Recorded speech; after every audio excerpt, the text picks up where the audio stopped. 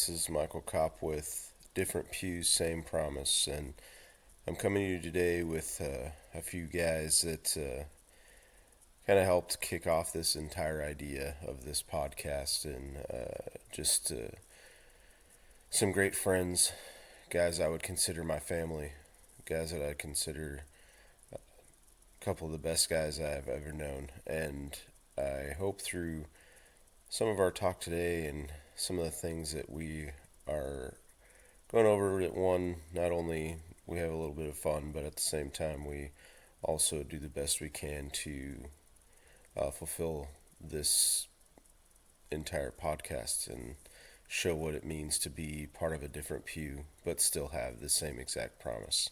So, without further ado, I will start to introduce you to a couple guys, Derek and Ruben, and hopefully Channing will get an opportunity to get on as well.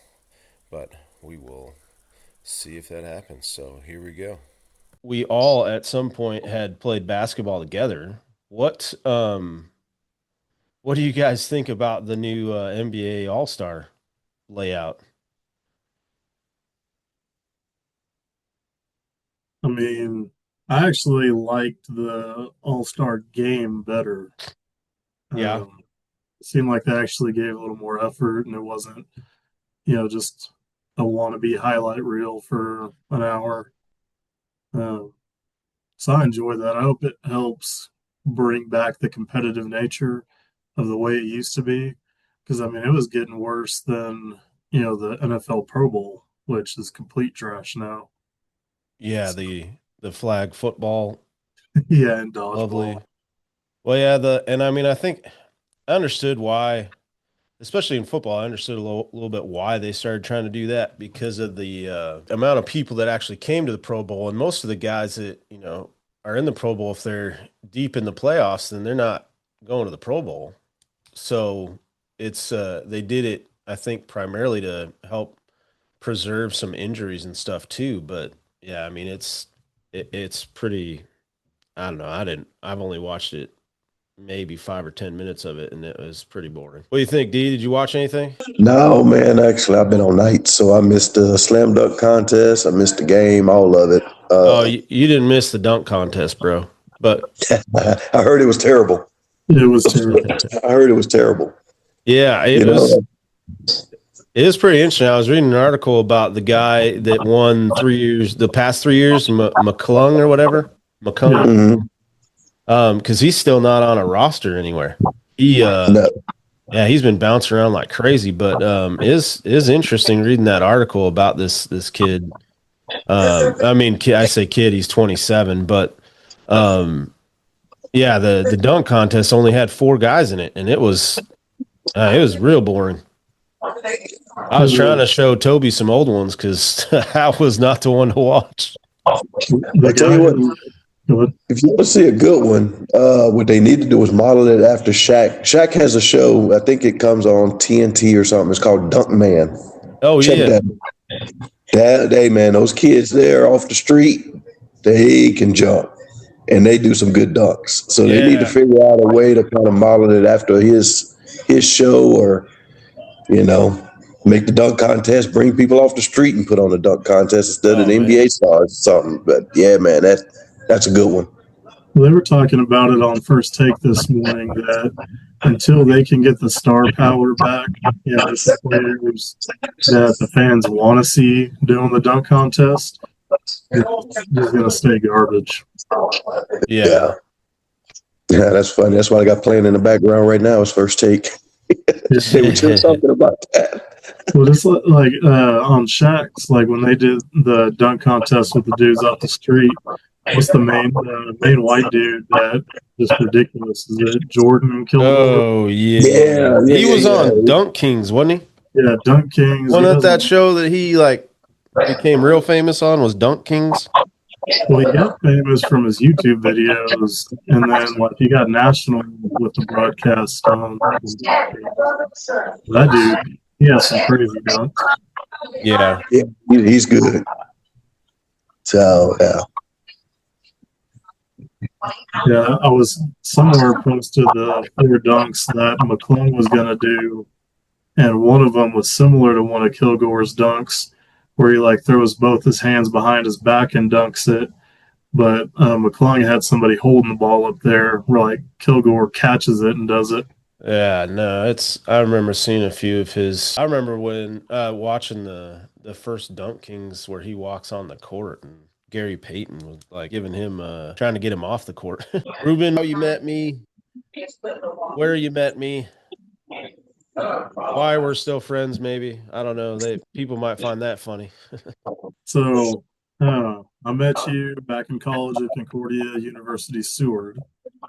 Um, and I mean, why we're still friends, I have no idea why you're still friends with me, but I give you so much crap. But no, I mean, we just been brothers pretty much since we started playing intramural basketball together. Um, we That lived was way across the back. hall.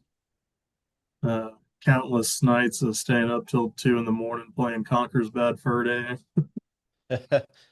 So just kind of build Man, that collegiate bond, I guess, and it's carried through the years. yeah. Many So years now. I was thinking about that. I was like, dude, that was 20 years ago. yeah, 20 years. It's weird to think about that. But can you introduce yourself to everybody and just kind of let them know who you are, what you do? Yeah, so like I said, my name's Ruben. Who I am and what I do. I mean, so right now, kind of working in the entrepreneurial realm. Got a Dirty Mexican company started, making salsa, trying to get that into stores, hopefully go national. Hopefully by the end of this year we can get in stores and get production going. Sweet. You have a day job aside from your entrepreneurial side? Currently, I do work for a company that they're based out of Oklahoma, do remote work. Located in Colorado right now, so working on getting my side hustle going. Cool. Derek, you don't mind introducing yourself, telling everybody how tall you are, how much you weigh, all the important things. Weight is unimportant, sir. I mean, that's just a number. Truth, truth. Derek Dullafalls. I'm from Louisiana. Met Mike. Ooh, man, when you were teaching at Our Savior, I forgot what year that was. It must have been 2009 was when I started there. So I don't know if we met in 2009, but it was shortly thereafter. No, it was right about the time you got there. Yeah. yeah. Yeah, it was right about the time because I remember when you got there. Yeah. So known you since then. So yeah, just man, believe it or not, coming up on 20 years, about 3 more years. So about Yeah. 17 years now. Just hit it off. Had a lot of the same interests, basketball, hunting, fishing, that sort of thing. Met Ruben through you. And I mean, we've just all kind of been friends since. Yeah. Currently, I live not far from New Orleans. I manage at a railroad company. Oh, nice. So, that's what I do on my day job. Been doing that for almost 28 years now. Man, yeah. Hence the 20 gray hair years. right in the middle of my beard. Yeah, Between that and kids.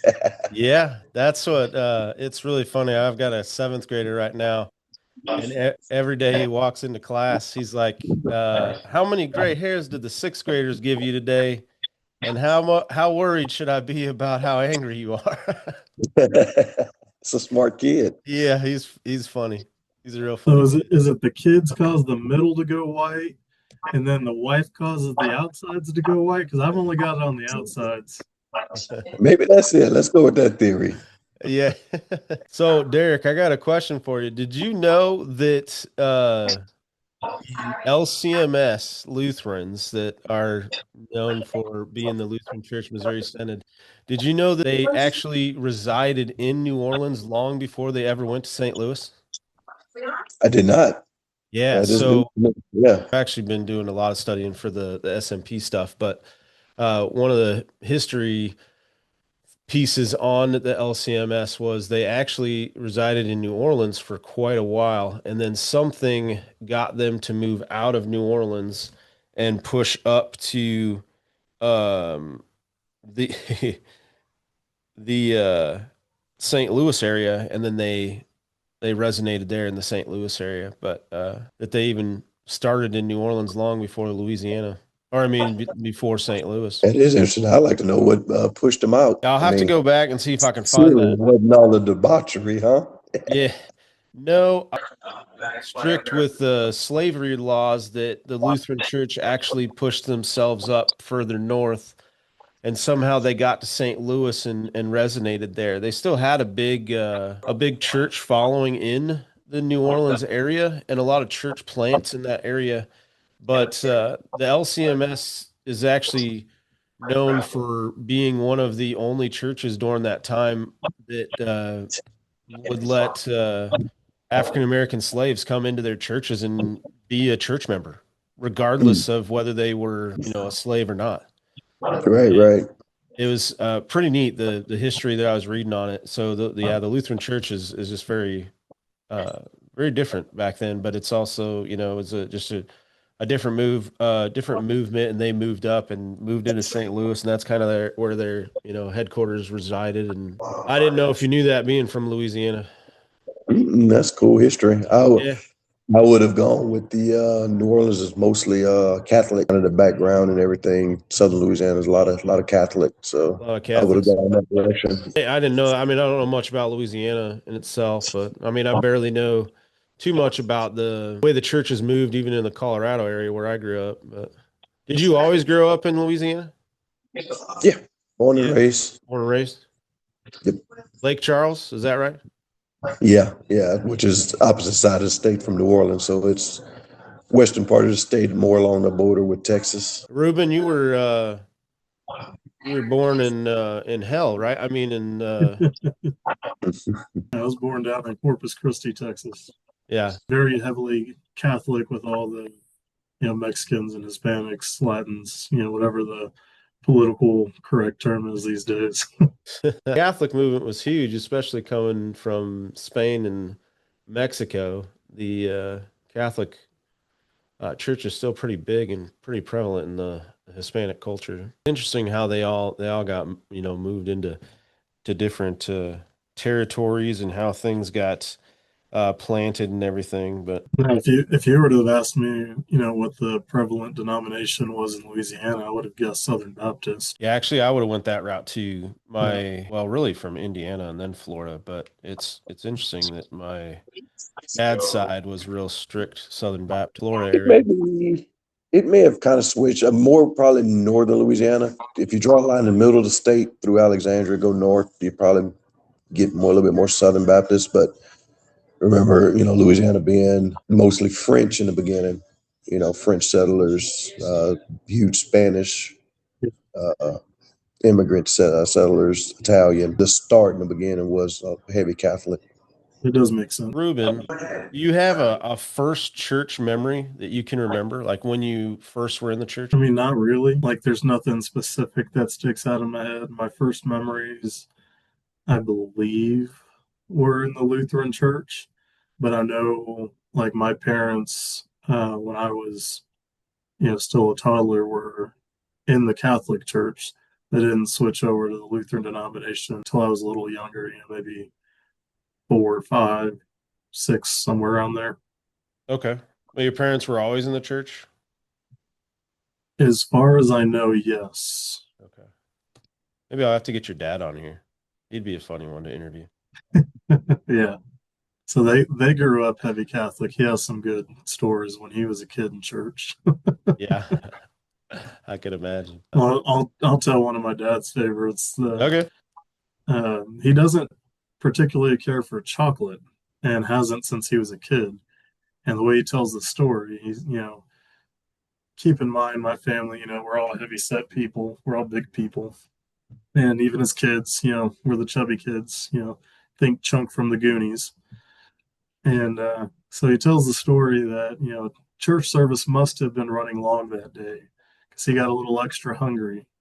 And, my grandma always kept, candies and snacks. And I mean, she had, damn near a whole kitchen in her purse. Like, I remember her always like pulling out tortillas and avocados and making tacos in the car.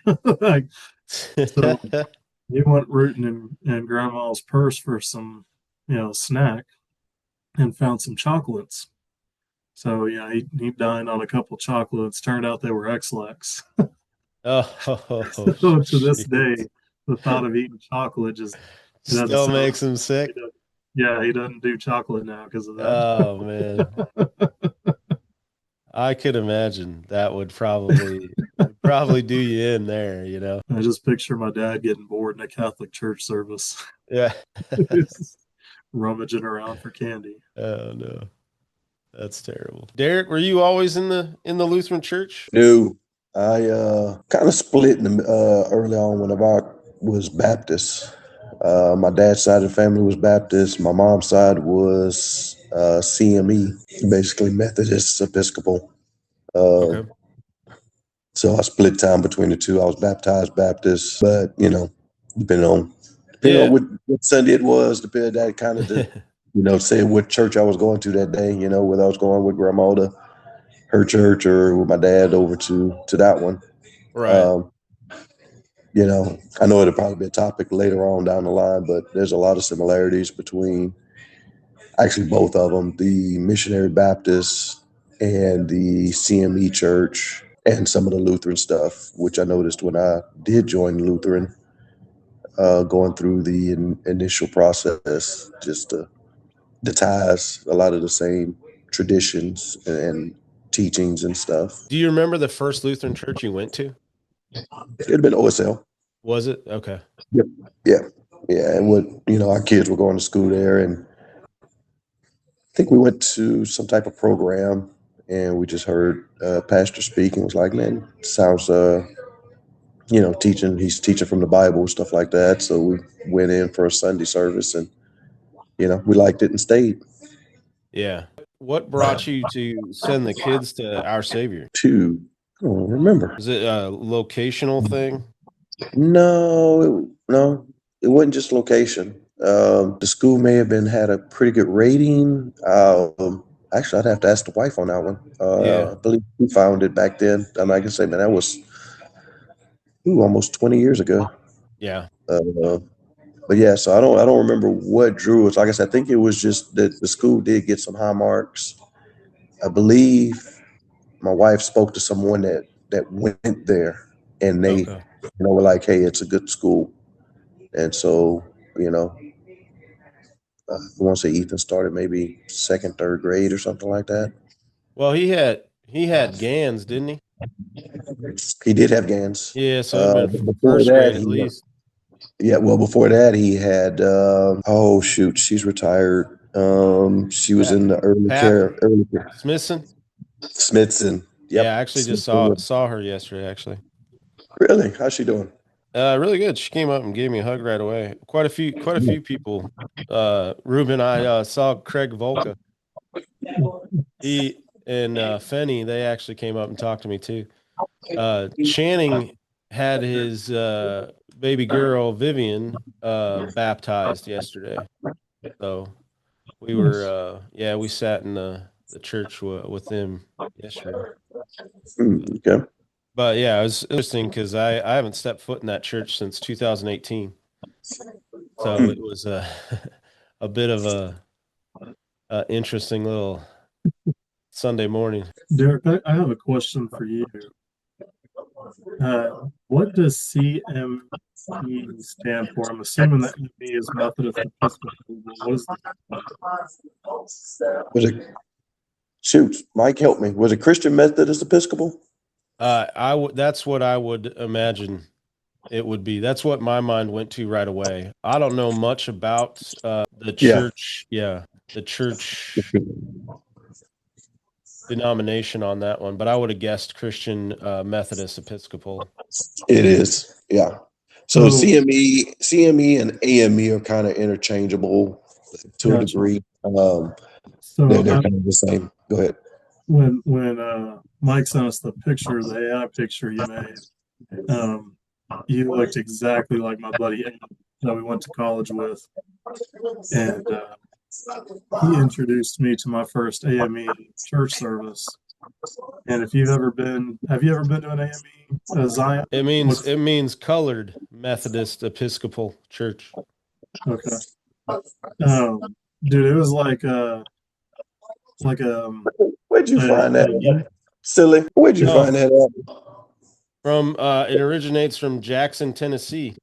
Oh, yeah, the original name Yeah. was colored, yes, because it was mostly black. But I think over time, No, it it, has changed. Yeah, actually, I just saw that now, but it was yeah, founded 1870 or whatever, I guess. right. So yes, originally, yes, it was colored Methodist Episcopal, but yes, modern times now it is Christian Methodist Episcopal, I would, yeah. and then well, I AME would have is suspect they changed that at some point, but yeah, bro.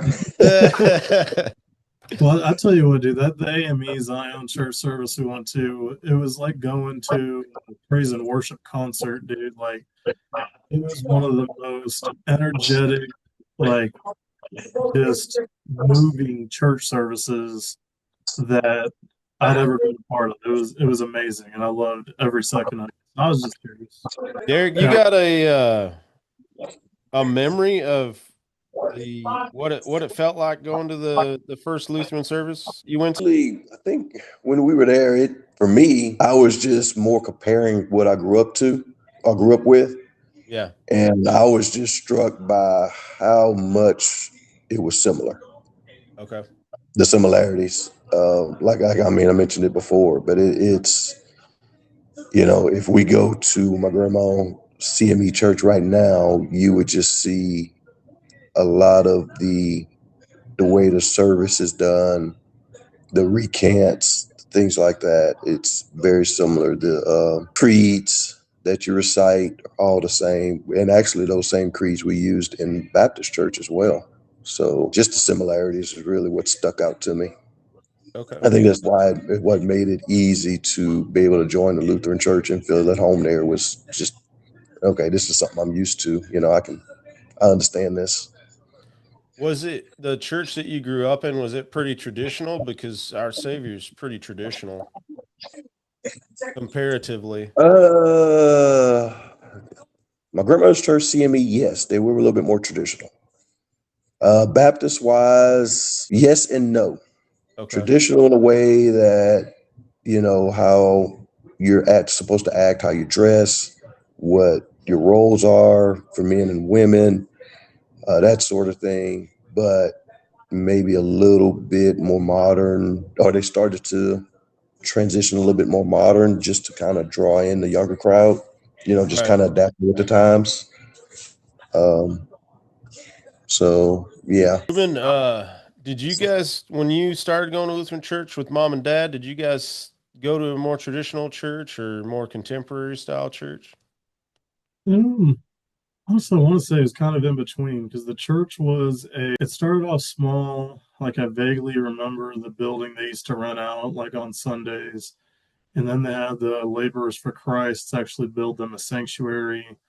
So it was kind of in between traditional and contemporary at the Right. time. I'd say probably a little more on the traditional side, but Yeah, it's really interesting. I think I resonated with more traditional styles of worship right away, and then my time at Our Savior obviously did a lot for just the foundational pieces of I guess I should say deeper doctrine that I learned throughout the years, but the uh, difference that I came from was so drastic because I didn't grow up in the church at all. And the first church I even remember walking into was a very contemporary, non-denominational church. yeah. So yeah, so it was a real big difference. And then the I wouldn't call it a culture shock. I guess it was a bit of a shock when I went to college and we started going to some of those smaller churches in like B and Staplehurst and Utica and all that in Nebraska because those churches were a lot smaller and the traditional style of worship was always done in those smaller churches there in Nebraska. But it's interesting the Well, different it ways, seems, but and I don't know how true this is, but at least the couple that I've been to, like a lot of the more, I don't know what the right term is, but the startup churches, the ones that are kind of getting going off the ground from nothing, tend to lean less traditional. And I've only been to two or three. So I don't know if that's true for the majority or if it's just the, select few that I've been to, but um, Are like you I said, talking about like in the Lutheran Church or in the church in yes, general? yes. The Lutheran Church is my experience for those. Okay. Yeah. So It's like Coonsy's church out there in Humble was a lot more contemporary. I had a pastor that went, I think he was in Oklahoma, did a startup church, and we went to visit, and it was, contemporary. So, yeah, there's a big especially down here. I'm actually coming to find out. I'm finding out a lot more about the LCMS the past few years, looking into doing this SMP program and everything. Got my acceptance letter on Friday, so I'm official, and I'll start my coursework in September and start working on. It's not necessarily a ordained pastoral degree the same way, but the way the LCMS is moving right now is there's a big split, which there's always been somewhat of a split, and I mean the whole ELCA when that started in the Evangelical Lutheran Church when they broke off of the LCMS, and you look at even the two seminaries, and there's a little bit of a difference in progressive compared to traditional or conservative style. Split right now, they're actually saying is the traditional side of him is calling themselves confessional Lutherans, and then they're calling the more progressive side a missionary minded. And so the big difference right now is confession versus missionary. And it's very interesting the way everyone is looking at the LCMS right now. If you are if you're a deep rooted LCMS Lutheran, it's very interesting. But there's a lot of church plants going on, and the bylaws that just came out in November for the SMP program for the seminaries. Actually, part of the reasons they wrote the bylaws was because there's a lot of mission minded churches that are actually using the SMP program to start new churches and use those pastors to be the lead pastors of those churches. And so it's very interesting the outlook in the Lutheran world right now. Sorry, gave you a little history background there or what's going on in the Lutheran Church today. The entire reason I even wanted to start doing this, and I've had this idea for quite a while, and I'd say even for a couple years now. And the main reason I even wanted to do this was because each of us has come to the Lutheran Church in a different way.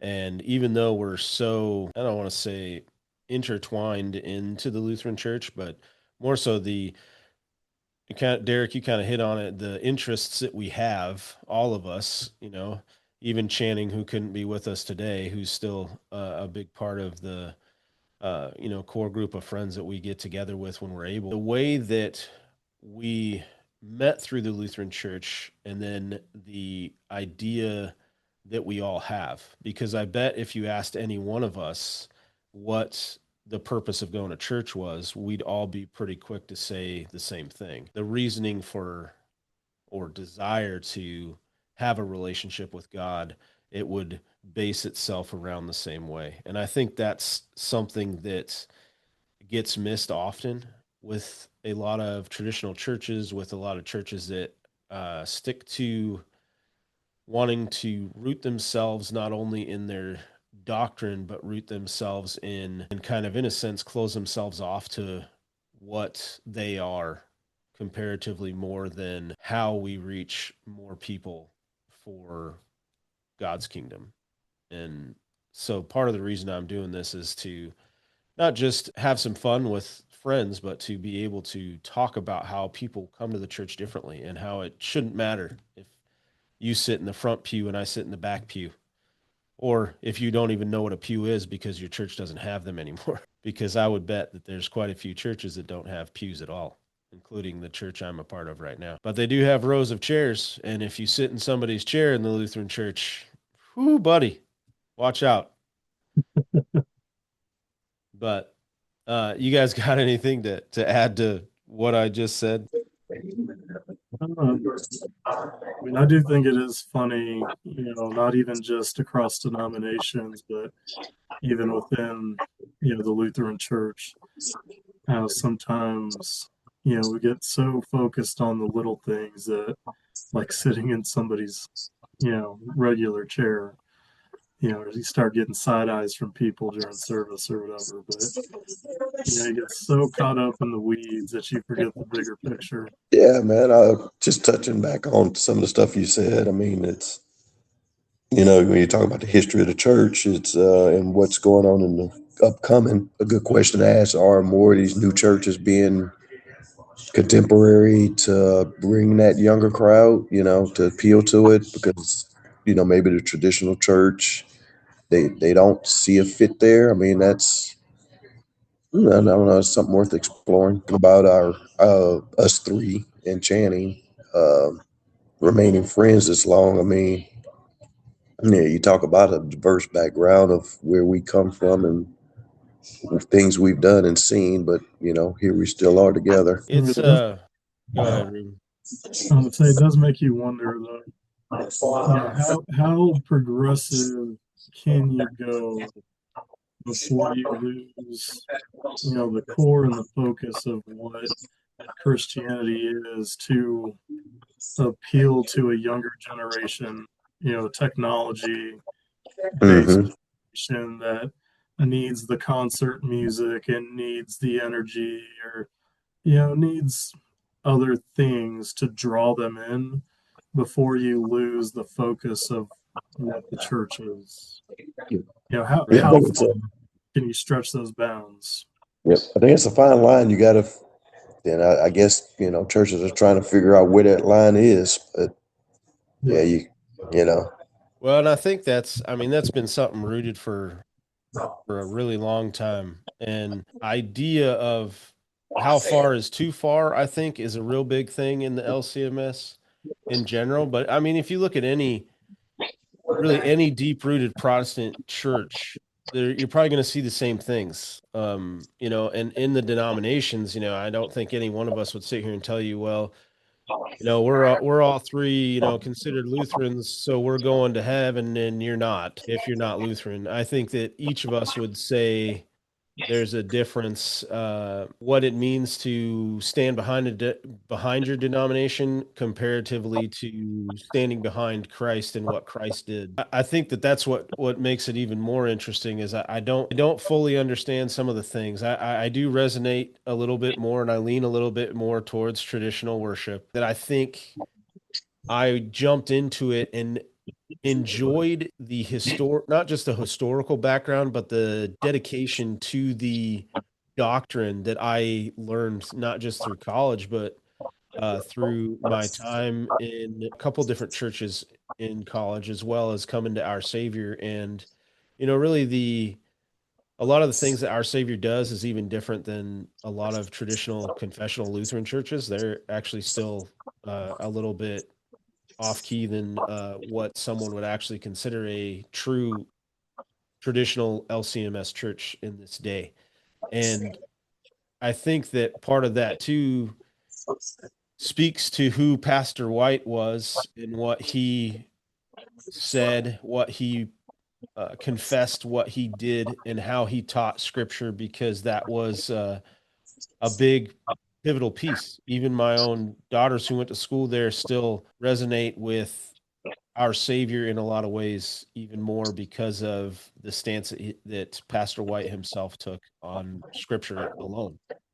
It gets a little bit dicey when people start to judge other churches and other pastors because they do a more contemporary style of worship comparatively to a traditional style of worship.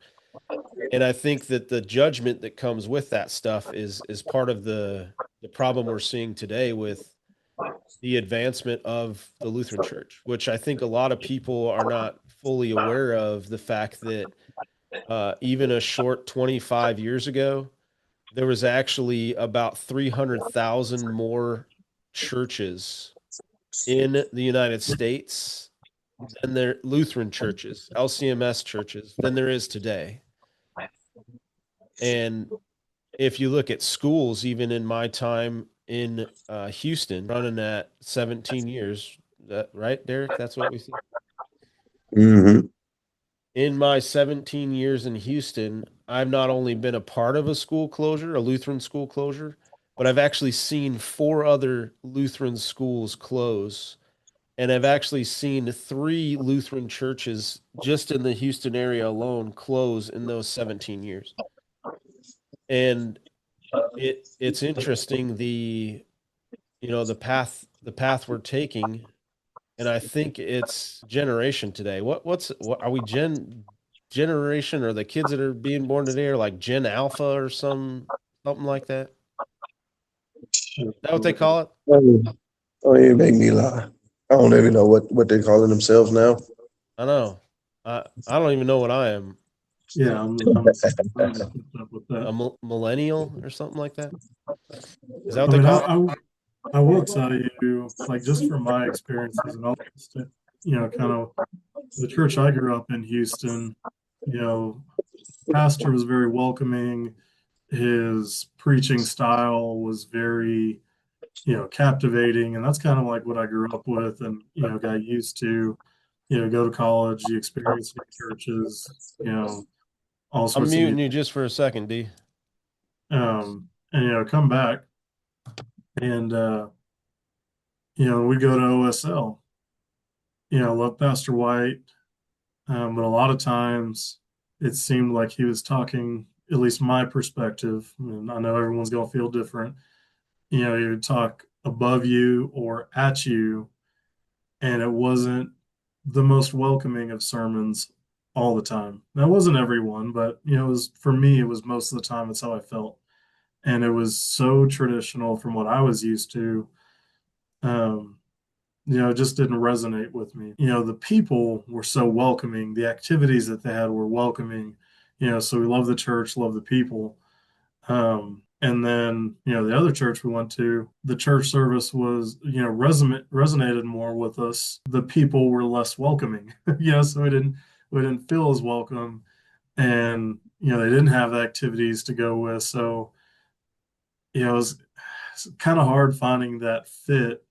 And I think that's where a lot of people struggle with churches is finding, if they don't feel welcome or they feel talked at, it's hard saying, yeah, I feel at home here.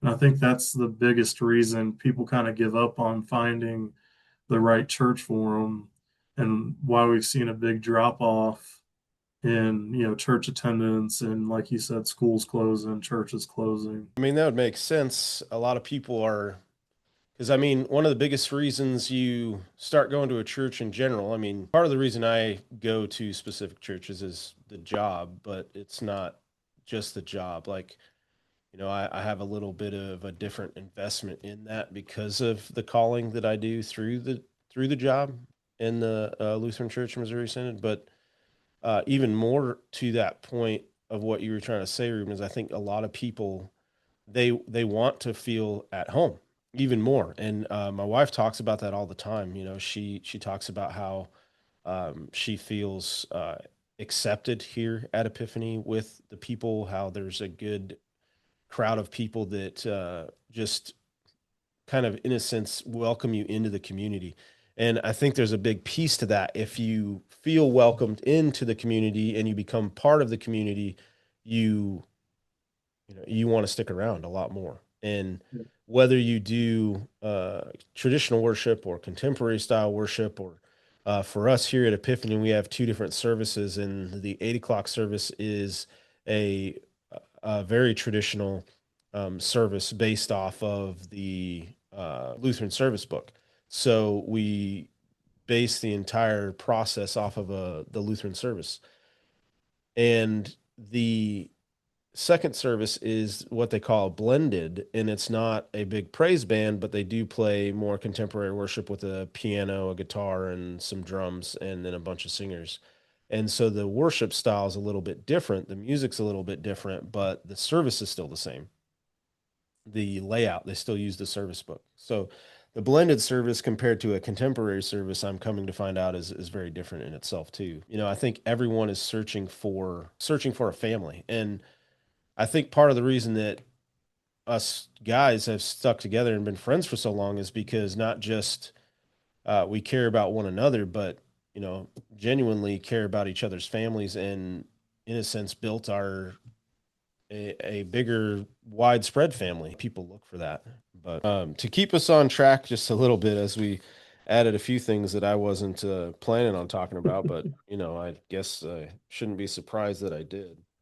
But to kind of go back to the one of our hunting trips, and so to start that kind of off, the punchline here, I'll let Ruben drop that one. But uh, Ruben came to me one time and was like, "Hey, we should go do this cast and blast." And I was like, "What the heck is a cast and blast?" And he's like, "Well, you go hunt and fish." I was like, "At the same time? How you gonna hunt and fish at the same time? You hold a rifle and a fishing pole, or you have a fishing line come off the side of your rifle, and you go fishing while you go hunting?" That seriously, my mind right away was like, thought about it, was like, okay, so the only thing I'd ever heard about it before, and somebody said cast and blast, was they went duck hunting and then they went fishing. It's like, okay, so are we duck hunting and fishing? And Ruben's like, no, we're gonna hunt nilgai. It's like, okay, what the heck is a nilgai? A nilgai is, if you don't know anything about nilgai, a nilgai is like a 900-pound Asian antelope that are just huge, and they just look crazy. Go down to Corpus Christi in December. The first one we did was December, right? Yep. Okay, so we go down to Corpus Christi because Ruben's from there, and his cousin is supposedly not a guide, but kind of a guide and knows guides, and is like, hey, we can get you on this island that they call 9 Mile Island, and you walk around the island and you hunt nilgai. Like, okay, cool. And then you're right off Corpus Christi. You can do a bunch of fishing in the midst of it all and whatnot. And so Ruben sets us up, and we end up going. What happened is Channing, who I was really hoping would be here because he's the other guy that's been on both of the trips. Derek didn't go on the first one; he got to go on the second one. But we go on this thing, and right away we're sitting there talking in the Ruben. Was it you? Was it your cousin? I don't even remember who said, "Okay, we need to leave at like 4 a.m. to get on this boat to ride for an hour and a half to get to the island." Is that right? Yeah. Okay. So I can remember it was stinking early, and we get up and we sit on this boat in the middle of December when the weather actually started to act like it was the middle of winter. And we're riding this boat, and I can remember at one point thinking, wow, I've never been this cold in my entire life. And so I guess the punchline comes when we get to the island. So, Ruben, what happened when we got to the island? So the first day, it wasn't bad. I mean, it's South Texas. It's not that cold in winter. Um, so the day before, we kind of took a little joyride out there, and it wasn't bad. And we were on more of a fan boat, so they got us like right up to the island, and everything was cool. Oh, well, that's nice because that's not what we got. Well, that's because you didn't show up that day. I had to So, teach that day. so the next day, we're on a different boat. We get out there, and because it couldn't go in as shallow a water, they dock us like half a mile off the coast. And they're like, all right, you got to wait out there. And to top it off, it started raining. It was a light rain. It was more of like a misty rain, but that just made it that much colder at, 5 in the morning. Well, when we finally got to the island too, there was a point where it wasn't just like a misty rain anymore. Yeah, it was coming down a It little was bit. coming down pretty hard there for a minute, and I can remember looking at the temperature, and the temperature dropped to 46 degrees. Did you know that? I didn't know that. Yeah, okay. So, yeah.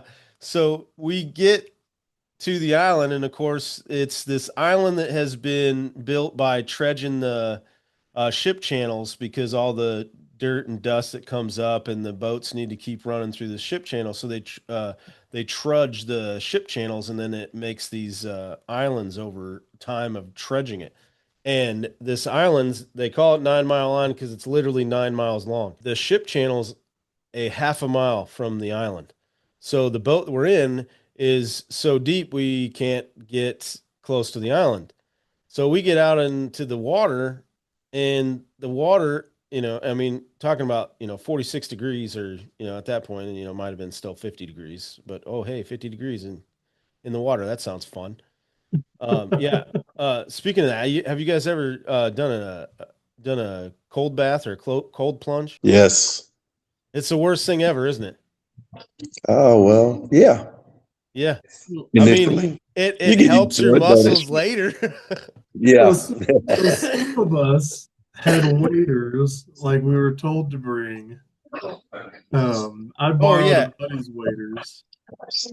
a buddy that was what, 7 feet taller than you. Yeah, he was pretty tall.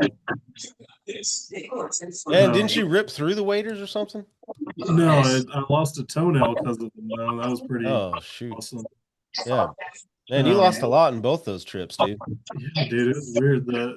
And he warned me about it too. I think it was the left boot was a little tighter than the right boot, which I don't know why it would be made that way, but he said he had the same issues. And I was like, oh, well, your foot's a little bigger than mine. I'll be all right. And no, it wasn't all right. But Well, even yeah, with waders though, dude, I mean, well, I think the waiters made it worse because, I've already said I'm a big dude and gravity works, man. So, Derek will remember he laughed his butt off at me. But I had to catch myself on what I was going to say there for you, Mike. oh, nice. You're stepping out and you're waiting and you're sinking in this wet, like the sand that's soaked. Like, so you start off knee deep and then you sink to hip deep. And then you got to pull your whole body out. Like, you're not even just pulling, like, it was so bad. And the water was just knee high, but I'm telling you, man, it came like it was coming up over the waders Yeah. and getting inside of them because you're just sinking in this water. Yeah. And then you had like skinny people like Channing, it was like they were walking on water and they just glided right through the damn thing. They never sank at all. And I I'm like, remember that. That damn Shannon was made it to the island. He's looking back at us like, are y'all going to get here or what? Like, you know what? Yeah. Where's the It's dump button? You know what? Forget you, man. oh, But dude, yeah, it Ruben, was it so didn't cold. help that you had that damn survival pack that weighed 50 pounds that we had to lug to the island. That didn't help you. I mean, that helped you So, sink oh too. man. Because I was like, so God, this thing is heavy. when we went the second time, yeah, I took my hunting backpack and carried it like it has a waterproof shell. And, put your rifle and everything on it. Nobody else wanted to take a backpack, so like, oh, can I put my stuff in your bag? I was like, sure, why not? And before I knew it, the damn You yeah, somebody took out your stuff. oh yeah, somebody So took you out got my. to the island and you didn't have your undies. I didn't have nothing. My boots were gone. Like, it was so Oh miserable. man. I remember doing the first time, and I remember thinking, wow, this is the worst ever. And instead of, yeah, at some point I was like, okay, I think I had some waiters, but I was like, I'm leaving them in the boat because you got out and you were sinking so bad. I was like, forget this. I put all my clothes in my backpack and just jumped out in my underpants, and I was like, Yeah, I'm just going, man. And I just this trudged genius was through in the his whole. chonus and just hightailed it to shore like he was running a marathon. He's just like high kneeing it, knife handing it. Like, Man, and I we was getting there. I honestly think that both times it took us almost 2 hours to get from the boat to the island. And I can remember when I was kind of writing the pieces to this this story for this podcast, I was sitting there thinking, I was like, we got to that island, and I can literally remember getting to the island and just flat out flopping on oh yeah. the shore like a fish because I was so dead. And I can remember sitting there for at least a good 30 minutes before I got up and moved again. Dude, you just laid there like starfished. Yeah. Like, and you're quoting longest yard. You're like, Yep. Can of can corn. of corn, and I'll be Can of corn, I'll fine. be fine. Oh man. But the first trip, I mean, Derek, that was the worst part of the second trip because getting back to the boat the second trip was easy because we found that dry spot that we could walk across that had no water. And then the weather was great the whole time. Yeah. But that first time, man, we got on the island and it went downhill after the 2 hour hike, knee deep water, sinking in the mud, dropping everything in the water. It got worse. Yeah. Yeah, I think the second time when we went back to the boat, the tide had rolled out and the wind was blowing so much it dried the ground. So we just walked straight to the boat. Yeah. So it made it a lot easier. Oh man. Yeah, I remember that part. Yeah, I remember we were all beat. We were at that little shack of a house and just were all laid out. I I think I know. said That's pictures another one from that. too. Of course, yeah, the good old cousin Nick who forgot to come back for us, so we couldn't Yeah. get to the second cabin. The best thing about that first trip, like once we got to the island, we got sorted out. We were like, all right, let's do this. And the rain's coming down. You can't see anything through your scope because they're all fogged up and water on the lenses. I'm pretty sure we could have shot, a hog. My buddy Ross he was stalking a deer with his buddy, so they had two big bucks that they were tracking down, pushing to the end of the island. I think there was like a coyote running around there too. And I mean, at one point we saw the hog and we were tracking him through the scrub brush. And I almost was ready to pull the trigger, but I couldn't find where Mike was. Didn't know where he was. I was So really hoping Shannon would be here for this part of the story because I'm walking in one spot and Ruben's walking in another spot, but because on most of the island the brush is at least chest high, at one point, the bushes we were going around were way above our heads, and Ruben yeah. couldn't see where I was at. I couldn't see where Ruben was. And we're sitting here walking, and Ruben sees this pig, and he's getting ready to turn and shoot. And Channing's like, he's screaming and yelling, "Don't shoot! Don't shoot!" Yeah, like where's Mike? He's like, don't shoot Mike. Like Don't Mike, shoot. where are you? By the I time was we really hoping. I was really hoping that Channing oh, would be on here because he could tell us, how close you were to shooting me. you actually weren't near where I was gonna shoot, but we didn't know where you were. You were in that general direction, but I would have been clear, and we ended up losing where the hog went because I was just like, "Where's Mike?" Well, We couldn't Channing find. Channing was the only one that could see both of us. Yeah, And he that's why thought I he was was about to screaming and just yelling because he could pull the see both trigger of on us, you. but you and I couldn't see, couldn't see anywhere from there. Oh, But dude, we oh ended up man. striking out, and we were thinking to ourselves too, like, what if we would have shot a Neil guy? You got this 1,000-pound Oh animal yeah. that we got to drag all the way back to that boat. Well, and the second time we bought that inflatable boat, so just in case we needed to trudge through the water again, we could carry everything. But Then somebody it was didn't like, get it. Who forgot it? yeah, oh, Well, that's right. We forgot that. Oh no, don't put no we on this. yeah, A I certain forgot. somebody forgot to bring the inflatable raft. Yeah, We even bought it at Walmart too. I remember when we took it Yes. back the next day.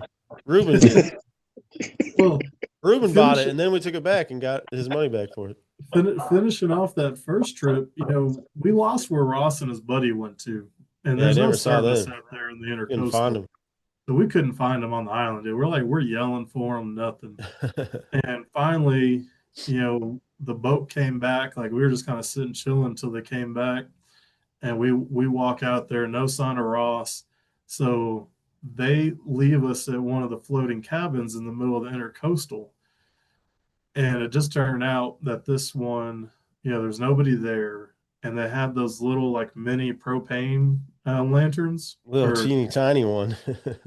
so big old Mike and Channing are like two grizzlies fighting over a fish for this heater because they are just freezing. They didn't care anything about warming up. Like they needed a warmth. So they're wrestling like grizzlies over there, and I wasn't about to get in the middle of that. So I just grabbed a fishing rod and started fishing off the side of the cabin just to keep warm. And dude, I ended up cleaning up on some white drum. I maxed my limit on them. I want to say my dad and my uncle, where they maxed out on their limit. We ended up coming home with like 15 white drum that were pretty good size. Yeah, we had a Uh, huge amount of fish.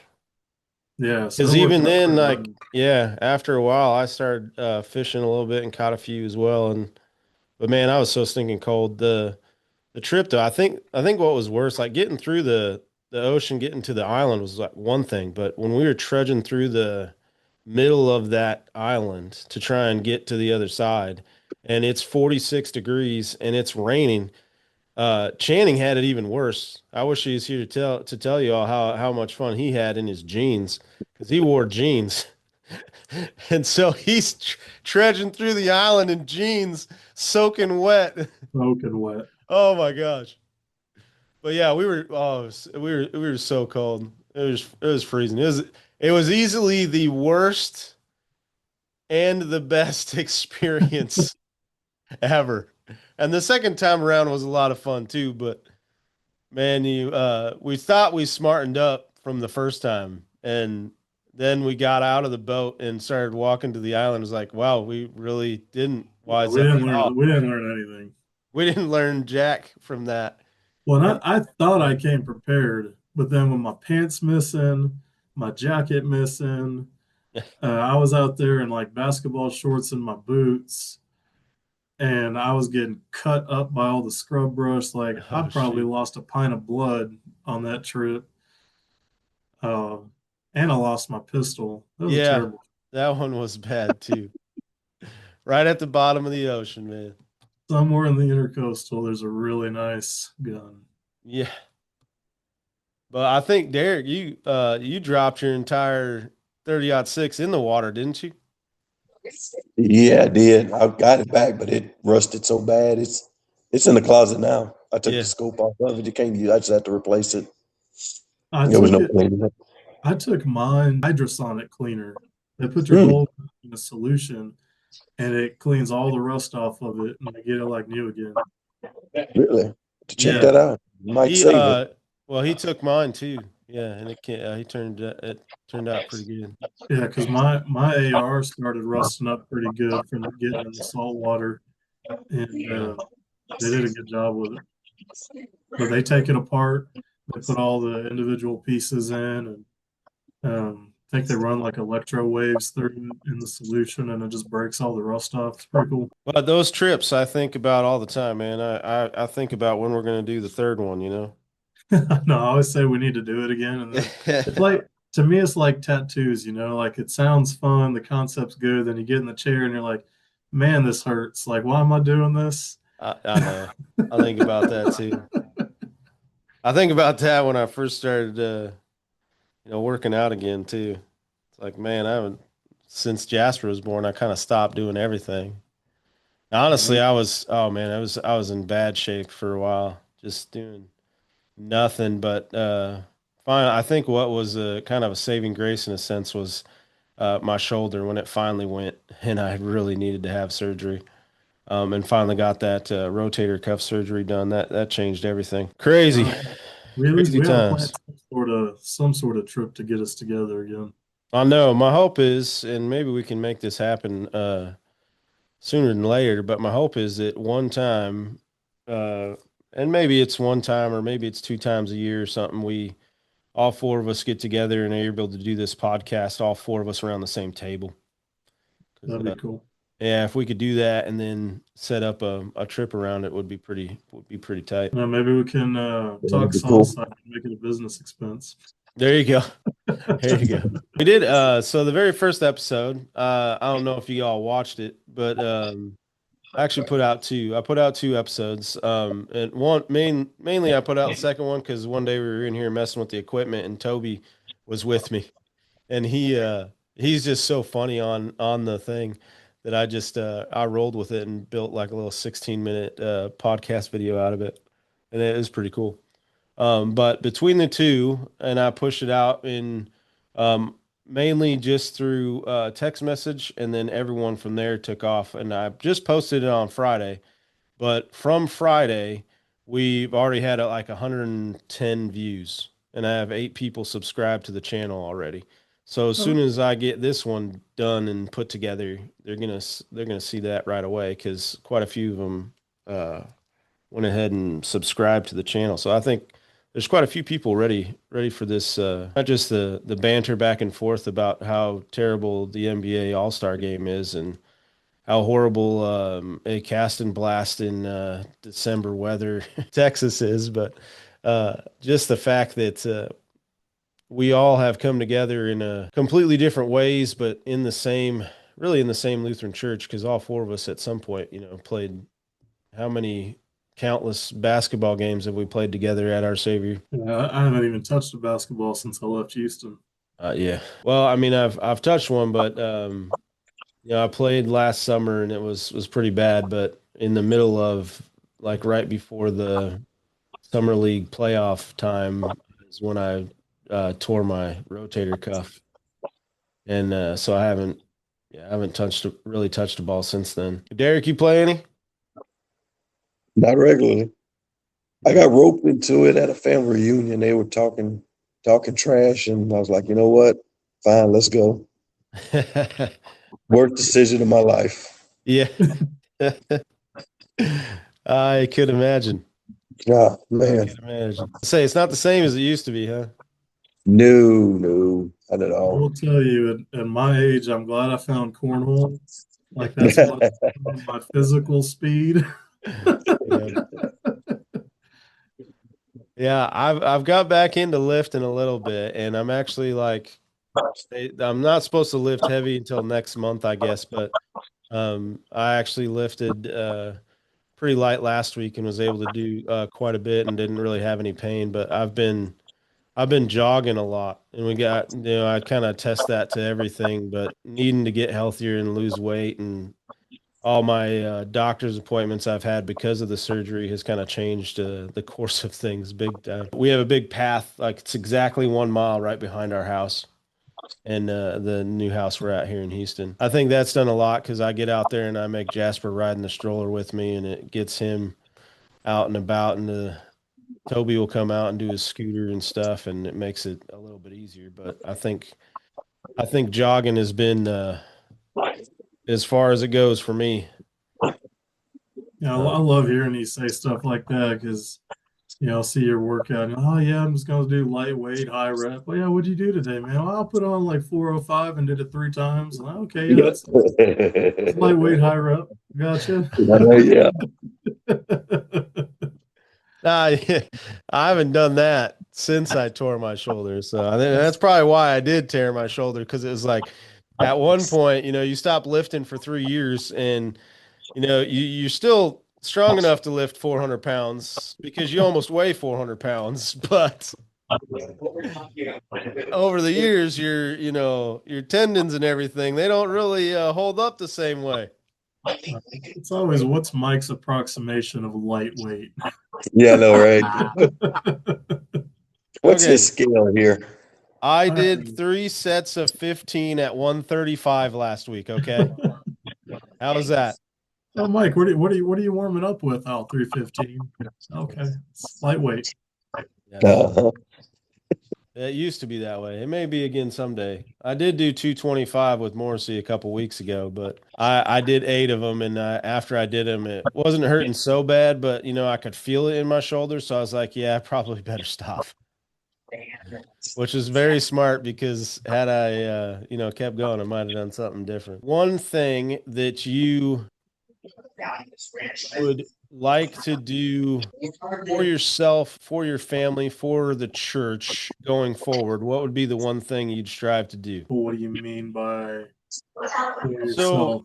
So, yeah, okay. So the question I'm asking is, if there was one thing that you want to make routine for yourself, not just going to church, but in the sense of, I'd really like my family to attend a specific church or a specific church service together, or in that sense, the idea behind the question is not just for yourselves, but challenging others. What would you want to see yourself do in the next, year or so? Tell you what, Ruben, I'll take this one first. Now that the kids are off and gone, I think me and the wife have talked more about mission trips.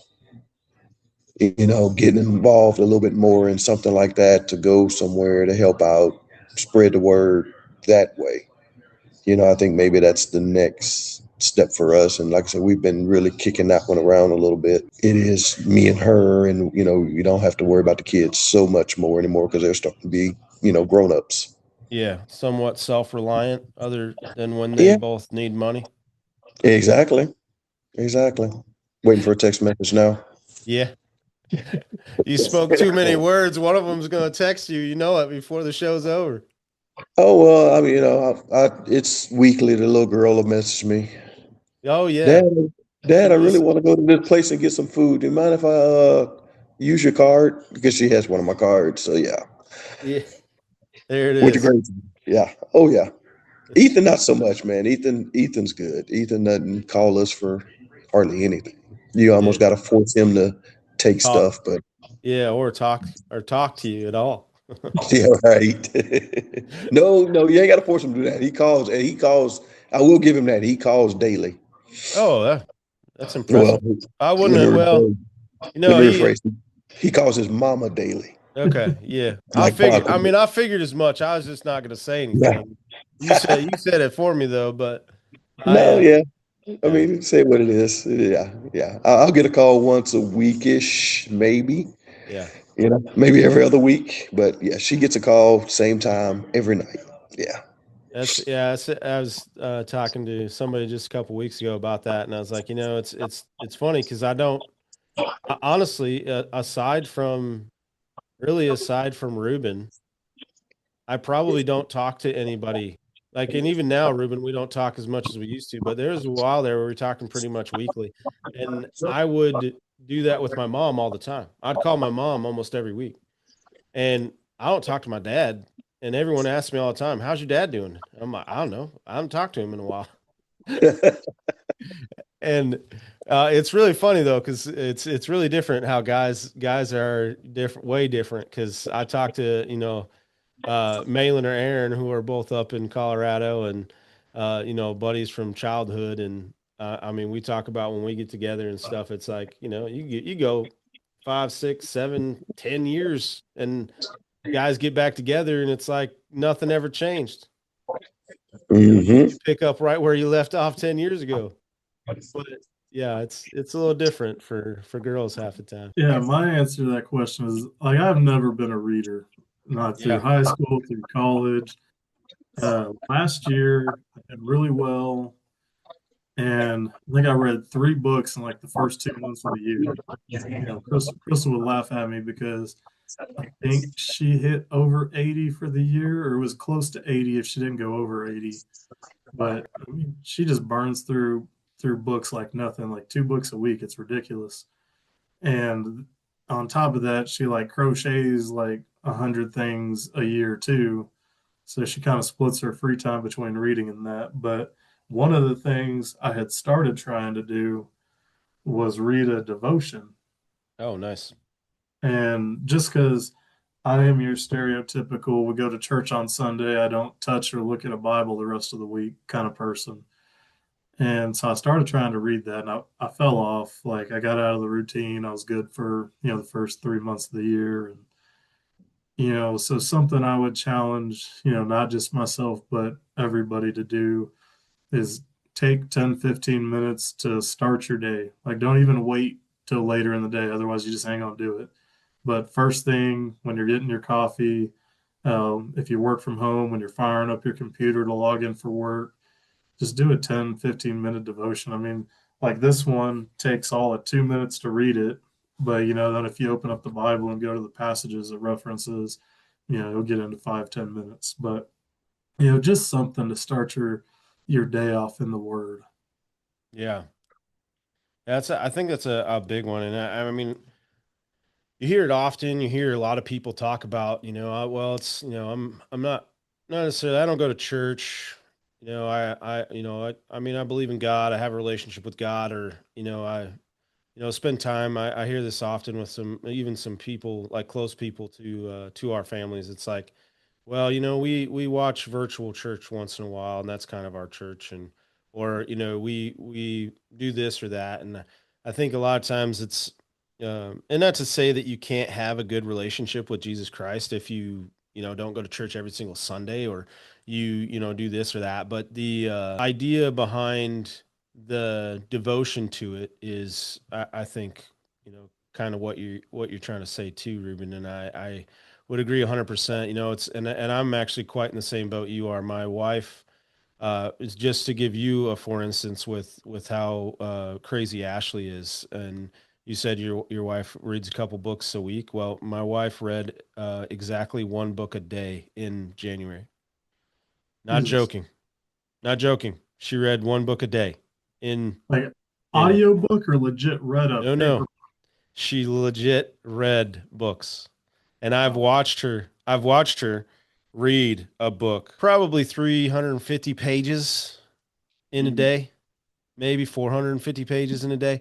And yeah, it's wild, man. It's crazy. And I'm over here. I put in a goal, and last year she put in a goal to read 150 books in a year, and I think she busted it by like 20. She read like 170 in the year. Jeez. And I mean, you know, which obviously should slow down. Now, January she had a little bit more time to read, and she's on pace to read not a book a day in February, but she's on book like 13, I think, and it's the 16th day of February. And so she's like, man, yeah, she's just a reader in general. And I'm like over here, I'm the same way. I'm like, okay, you know what? And I've actually read more books in the past 5 months than I've read my entire life. Now, most of them were audio books, and I've actually gotten into where instead of listening to music while I'm lifting, while I'm running, and while I'm working out, I'm actually listening to audiobooks. And it's made me read more books because of it, and I, you know, have really started reading and getting into. But yeah, reading is just one of those things that is difficult to get rolling I if you're mean, not I if don't you're not a know reader. if you You can see my bookcase right here. Those are I don't movies. think those are books, man. Those are I not. remember those. I remember those from college, man. Those aren't books. Those are DVDs. In all fairness, the far one is actually books, but Okay. the other two are movies. Like, Yeah. I am not a reader, bro. I'm a watcher. Yeah. But no, I think that's a great challenge. And you know, D, I think that'd be awesome if you guys did a mission trip. I think it'd be sweet. uh, be good for you to, you know, get out and share a little bit and do some stuff. Yeah, for sure. Hey, you got a big mission field right there on Bourbon Street. Yeah, man. Get you one of those portable speakers with microphones like those guys, those big old signs on the corners, you know. Yeah, I know, right? Yeah, that's not aggressive and not quite Oh, what you think it is at all, man. Anyways, uh I appreciate you guys coming on this podcast. I'm hoping to make this you know, semi monthly, or you know, at least one or two in a month. I'm hoping if you guys are down for it, and maybe we can get Channing on this thing one time I always as wondered, is well. bi-monthly every other month or is it twice a month? That's a good question, because I almost changed it to bi-weekly, because originally that's what I was thinking, you know, like, so I'm gonna have to eventually, you know, break into figuring out a better platform to get that out there. But my hope is eventually to be putting out at least 3 or 4 a month, and then if I get you guys on a couple times a month would be ideal. And Derek, you have to find a way to get your computer working, man.